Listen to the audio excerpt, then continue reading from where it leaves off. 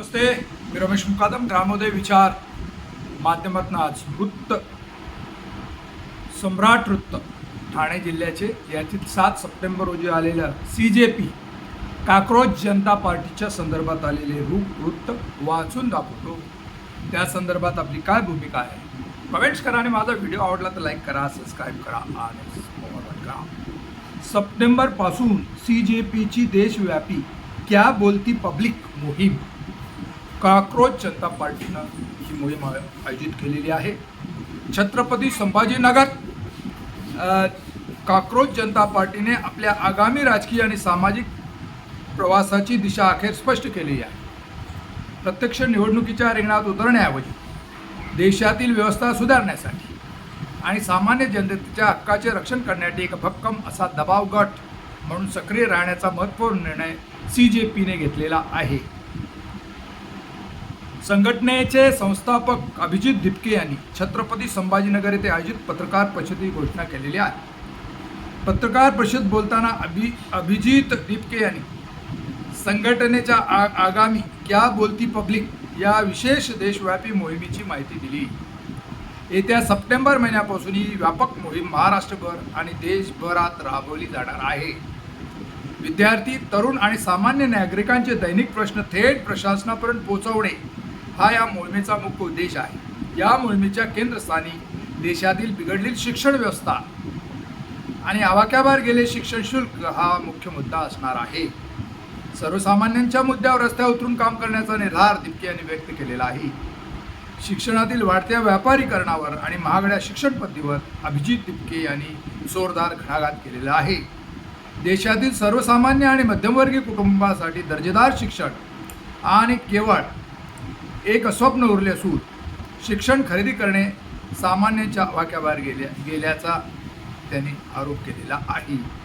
शिक्षण क्षेत्रातील सुधारणा आमच्या मोहिमेचा सर्वात पहिला आणि महत्त्वाचा मुद्दा असेल. आज देशात शिक्षण हा एक अत्यंत महागडी व्यवसाय बनलेला आहे. अगदी इयत्ता पहिलीच्या प्रवेशासाठी वर्षाला 1 ते 2 लाख रुपये फी वसूल केली जाते आणि त्याशिवाय डोनेशनचा जाचक खर्च वेगळाच. ज्या कुटुंबाचे मासिक उत्पन्न मर्यादित आहे त्यांनी मुलांना शाळांसाठी एवढा पैसा आणायचा कुठून, असे अभिजित दिपके संस्थापक काक्रोच जनता पार्टी यांनी म्हटलेलं आहे. शालेय शिक्षणासोबत महाविद्यालयीन शिक्षण आणि कोचिंग क्लासेसच्या नावाखाली पालकांची होणारी आर्थिक लूट थांबवण्याची गरज दिपके यांनी व्यक्त केली. उच्च शिक्षणासाठी पालकांना बँकांची महागडी कर्जे काढावी लागत असून यामुळे अनेक कुटुंब कर्जाच्या खाईत जात आहेत. ढकलली पालकावरील या आर्थिक ताण आणि कमी करणं आणि शिक्षण व्यवस्था परवडणारी बनवणं हाच मुख्य उद्देश असल्याचं त्यांनी स्पष्ट केलेलं आहे. क्या बोलती पब्लिक या मोहिमेद्वारे काक्रोच जनता पार्टी संपूर्ण देशात फिरून नागरिक, विद्यार्थी आणि पालकांशी थेट संवाद साधणार आहे. शिक्षण महाग करणाऱ्या घटकाविरोधात आणि प्रशासकीय दिरंगाईविरोधात व्यापक जनमत तयार करून सरकारवर दबाव आणण्याचा प्रयत्न या मोहिमेद्वारे केले जाईल. CJPचे राष्ट्रीय कार्यकारिणी देखील या प्रसंगी जाहीर करण्यात आलेली आहे.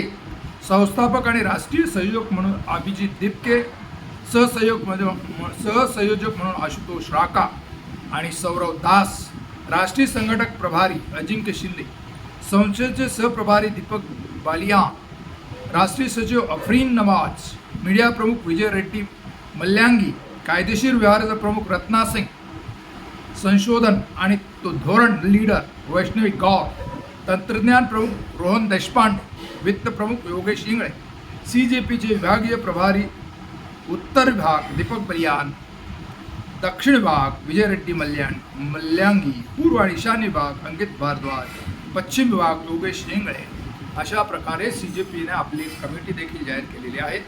आणि शिक्षणाचं बाजारीकरण हा मुख्य मुद्दा हा CJPच्या समोर आहे.